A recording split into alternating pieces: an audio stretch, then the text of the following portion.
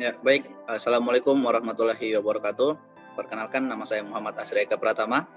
Saya perwakilan dari kelompok 2, yang mana kesempatan kali ini saya akan menjelaskan tentang UAS statistika yang berjudul pengaruh harga beras terhadap penjualan beras. Oke, yang mana kelompok kami terdiri dari Muhammad Rifki, yang kedua ada saya sendiri, yang ketiga ada Siti Rahmawati, yang keempat ada Mutia, dan yang terakhir ada Widiarno.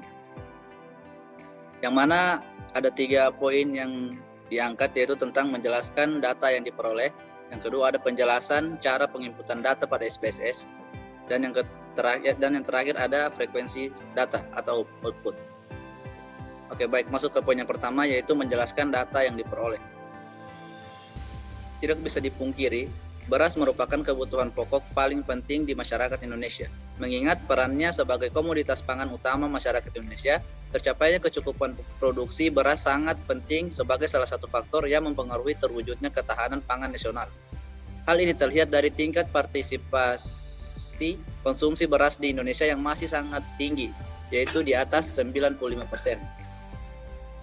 Sedangkan harga merupakan sejumlah uang yang harus dikeluarkan oleh konsumen sebagai alat ganti atau alat tukar untuk mendapatkan sejumlah barang atau manfaat, serta pelayanan dari produk atau jasa yang akan didapatkan oleh konsumen tersebut, di mana di beberapa bulan terakhir sampai sekarang harga beras mengalami kenaikan yang cukup tinggi, yaitu sejumlah 30% di beberapa daerah. Dalam penelitian kali ini menggunakan penelitian kuantitatif, karena data yang diperoleh nantinya berupa angka. Dari angka yang diperoleh akan dianalisis lebih lanjut dalam analisis data.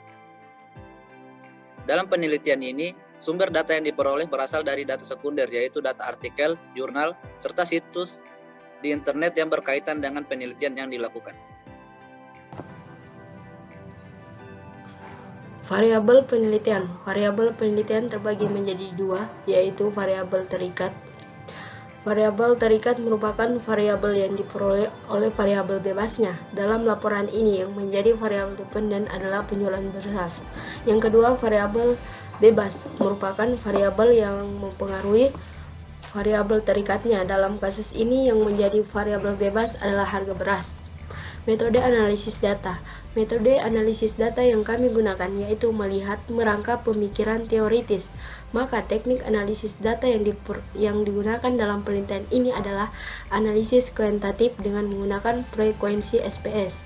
Dalam penelitian ini, analisis yang digunakan untuk mengetahui pengaruh harga beras terhadap penjualan beras di Indonesia menggunakan analisis korelasi dan analisis regresi linier sederhana. Untuk memperoleh analisis yang tepat, maka menggunakan metode analisis kenormalan data, analisis korelasi, dan analisis regresi. Metode analisis data. Analisis deskriptif statis menjelaskan karakteristik data, rata-rata, variasi, dan lain-lain. Statistika hanya memberikan informasi mengenai data yang dipunya dan sama sekali tidak menarik kesimpulan apapun tentang induknya yang lebih besar. Analisis korelasi. Analisis korelasi digunakan untuk melihat hubungan antara satu variabel dengan variabel yang lain. Penjelasan cara pengumpulan data pada SPS. Sebelum masuk pembahasan lebih lanjut, saya akan menjelaskan pengertian dari SPS terlebih dahulu. SPS itu adalah kependekan dari Statistical Program for the Social Season, merupakan paket program aplikasi komputer untuk menganalisis data statis. Dengan SPS, kita dapat memakai hampir dari seluruh tipe file data dan menggunakan untuk membuat laporan berbentuk tabulasi, chart, plot dari berbagai distribusi, statis, deskriptif, dan analisis statis yang kompleks. Pada kali ini, bisa dianalisis seorang mahasiswa ingin mengetahui penjualan beras di Indonesia, apakah mengalami penurunan, yang mana terjadi kenaikan harga beras di Indonesia dengan menentukan persamaan regresinya jika diketahui harga beras dengan data sebagai berikut. Harga beras Januari 8.000, penjualan beras 112 kg. Februari harga beras 8.500 yang terjual 110 kg. Maret harga beras 8.000 terjual 117 kg. April harga beras 9.000 terjual 200 kg. Mei harga beras 10.000 terjual 198 kg. Juni harga beras 9.500 terjual 119 kg. Juli harga beras 10.000 terjual 211 kg. Harga beras Agustus 8.500 terjual 189 kg. September harga beras 12.000 terjual 205 kg. Harga beras Oktober 13.000 terjual 118 kg. Oktober harga beras 12.000 terjual 130 kg. November harga beras 11.000 terjual 201 kg. Harga beras Desember 14.000 terjual 209 kg. Assalamualaikum warahmatullahi wabarakatuh. Perkenalkan, nama saya Muhammad Rifki dengan nomor stambuk F521-20055. Kali ini saya akan menjelaskan analisis deskriptif statistik. Analisis deskriptif statistik, data harus dilakukan karena analisis ini berfungsi untuk melihat data tersebut memiliki karakteristik data, rata-rata, variasi, dan lain-lain. Langkah-langkah dalam melakukan analisis data adalah sebagai berikut. Frekuensi. Distribusi frekuensi prosedur ini digunakan untuk menguji kenormalan data dengan skewness atau nilai kemiringan dan kurtosis atau titik kemiringan. Pada kali ini kita akan menggunakan aplikasi SPSS.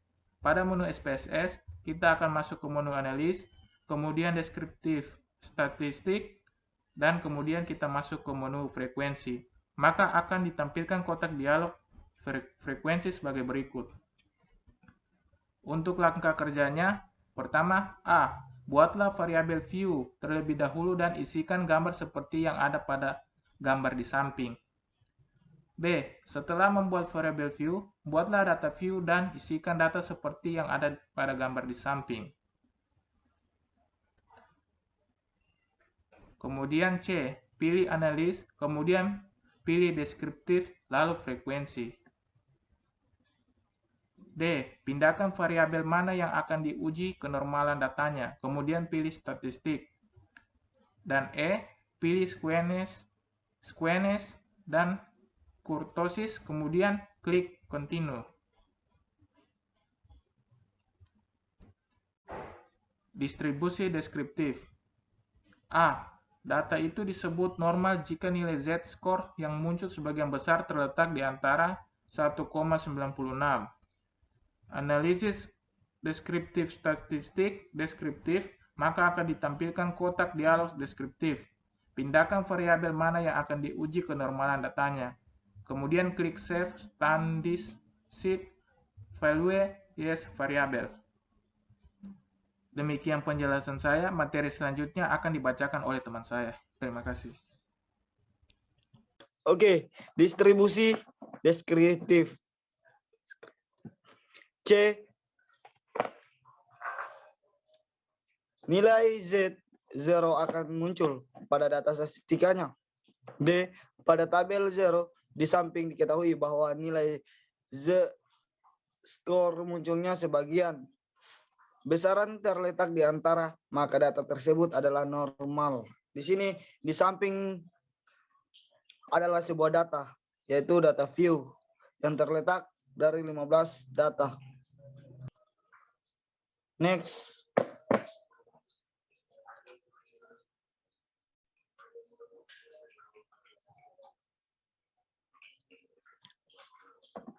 Analisis korelasi. Analisis korelasi digunakan untuk mengetahui hubungan antara variabel dependen dan variabel independen. Selain itu juga kami dapat mengetahui kuatnya lemahnya hubungan antara variabel tersebut. Langkah-langkah dalam pengujian korelasi adalah next.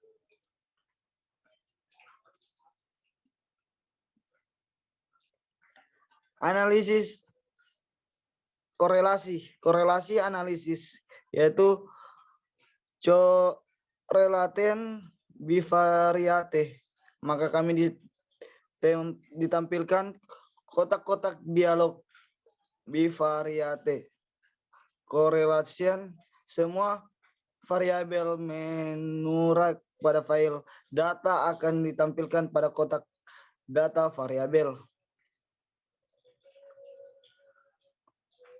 Next.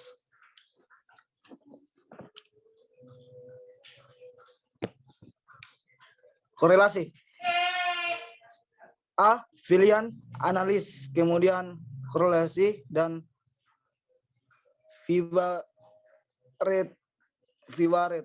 Di sini ada tampilan. Yang pertama analisis, kemudian korelasi, kemudian Vivaret.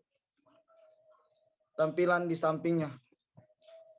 Oke, next. Pindahkan semua variabel. Di sini ada korelasi. Bagian B. Pindahkan semua variabel yang akan diuji sekaligus ke kotak variabel. C. Klik OK. Maka akan muncul tampilan pada output korelasi. Oke, di sini di samping ada data korelasi yang menghasilkan sebuah output.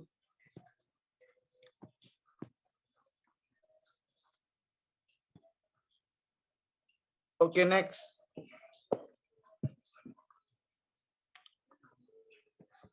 C. Analisa frekuensi data dan kurung output yang akan dilanjutkan penjelasan dari teman saya. Baik, selanjutnya kita masuk ke analisis frekuensi data atau penjelasan tentang output dari data-data yang telah kita kumpulkan sebelumnya dan kita masukkan ke dalam SPSS. Nah, bisa kita lihat di sini dari hasil output dari frekuensi data yang telah kita masukkan sebelumnya di dalam SPSS, yaitu harga beras dan penjualan beras.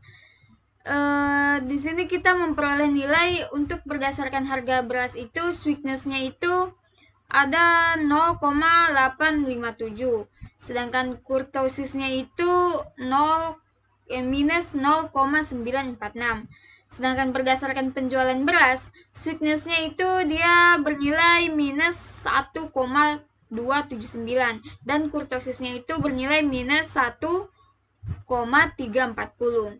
Hasil nilai sweetness dan kurtosis dengan syarat nilai sweetness dan nilai kurtosis itu harus terletak di antara lebih dari 2. Nah, dari data yang kita lihat tadi, karena nilai sweetness dan kurtosis pada harga beras dan penjualan beras itu terletak di antara lebih dari 2, maka data tersebut kita bisa sebut normal. Nah, selanjutnya kita masuk ke bagian D, yaitu analisis korelasi. Jadi ini membahas tentang analisis dari korelasi antara penjualan beras dan harga beras. Nah, bisa kita lihat di sini hasil dari korelasinya ya. Di sini bisa dilihat dari gambar di samping ini. Nah, dari hasil yang kita peroleh ini, kita memiliki 2 hipotesis, yaitu yang pertama itu tidak ada hubungan antar variabel atau tidak ada hubungan antara harga beras dan penjualan beras. Sedangkan hipotesis yang kedua itu ada hubungan antar variabel atau ada hubungan antara harga beras dan penjualan beras. Nah, untuk pengambilan keputusannya, kalau berdasarkan probabilitasnya, kita membutuhkan syarat, yaitu jika probabilitasnya itu lebih dari 0,05, maka hipotesis yang pertama itu kita terima. Namun jika probabilitasnya itu kurang dari 0,05, maka hipotesis yang pertama tadi itu kita tolak. Nah, terlihat pada output yang ada di samping ini, itu bisa kita lihat bahwa probabilitas antara harga beras dan penjualan beras itu senilai 0,321, atau bisa kita bilang ini lebih dari 0,5. Maka hipotesis yang pertama itu dapat kita terima, artinya tidak ada hubungan antar variabel, atau dengan kesimpulan tidak ada hubungan antara harga beras dan penjualan beras yang ada di Indonesia. Nah, untuk berdasarkan angka korelasinya, kita membutuhkan syarat yaitu arah korelasi positif dan angka korelasi itu harus lebih dari 0,5. Maka mereka itu akan memiliki hubungan yang kuat. Nah, jika arah korelasinya itu negatif dan angka korelasinya itu lebih dari 0,5, maka dia memiliki hubungan yang lemah. Dari output yang bisa kita lihat di sebelah sini, itu korelasi antara harga beras dengan penjualan beras itu bernilai 0,275 atau itu bisa kita bilang lebih dari 0,5, yang artinya antara harga beras dengan penjualan beras itu tidak memiliki hubungan yang kuat. Maksud saya dari output yang terlihat pada angka korelasi antara harga beras dengan penjualan beras itu bernilai 0,275, yang artinya itu lebih dari 0,5, artinya bahwa antara harga beras dengan penjualan beras itu memiliki hubungan yang kuat. Jadi sekian yang bisa saya sampaikan dengan teman-teman sekalian tentang pemaparan hasil studi kasus kami. Mohon maaf jika ada kekurangan dan sekali lagi saya ucapkan terima kasih.